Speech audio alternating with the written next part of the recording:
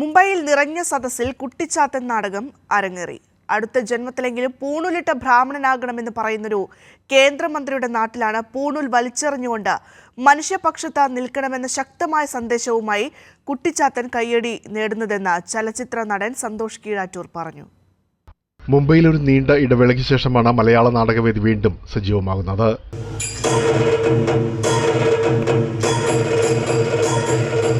സാരഥി theatres അവതരിപ്പിച്ച കുട്ടിച്ചാത്തൻ എന്ന നാടകം കയ്യടി നേടുമ്പോൾ കഥാപാത്രങ്ങളെ അവതരിപ്പിച്ച ഭൂരിഭാഗം പേരും പുതുമുഖങ്ങളായിരുന്നുവെന്നതും മലയാള നാടകവേദിക്ക് പുത്തനുണർവാകും. ഇനി അധികാരം ഏറ്റെടുക്കേണ്ടത് ഞാനാ. ആദ്യസവർണരുടെ അധികാര നിയമങ്ങൾ പാലിക്കാൻ എനിക്ക് ആകാത്തതുകൊണ്ട്, മനുസ്മൃതിയിലെ നിയമങ്ങളെ തെറിപ്പാട്ടിലോളം വെറുക്കുന്നത് കൊണ്ട് ഭരിക്കാൻ ഈ ശാസ്ത്രപ്പൻ തയ്യാറല്ല. പ്രശസ്ത ചലച്ചിത്ര താരങ്ങളായ സന്തോഷ് കീഴാറ്റൂർ, വിനയ് ഫോർട്ട്, സന്തോഷ് കൃഷ്ണ തുടങ്ങിയവർ മുഖ്യാതിഥികളായി നാടകം കാണാനെത്തി. കാലിക പ്രസക്തമായ പ്രമേയമാണ് കുട്ടിച്ചാത്തൻ പകർന്നാടുന്നതെന്നും ശക്തമായ സന്ദേശമാണ് സമൂഹത്തിന് നൽകുന്നതെന്നും നടൻ സന്തോഷ് കീഴാറ്റൂർ പറയുന്നു.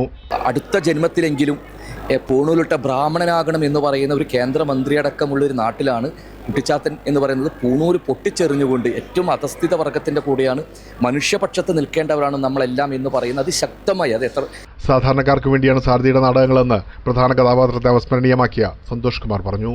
നമ്മളെപ്പോഴും ഒരു നാടകം സെലക്ട് ചെയ്യുന്നത് സാധാരണ ജനങ്ങൾക്ക് വേണ്ടിയാണ്, അവർക്ക് ഇഷ്ടമാവുന്ന പ്രമേയമായിരിക്കും. നിറഞ്ഞ സദസ്സിൽ അരങ്ങേറിയ നാടകത്തിന് മികച്ച പ്രതികരണങ്ങളാണ് ലഭിക്കുന്നത്. പ്രേംലാൽ, കൈലി ന്യൂസ്, മുംബൈ.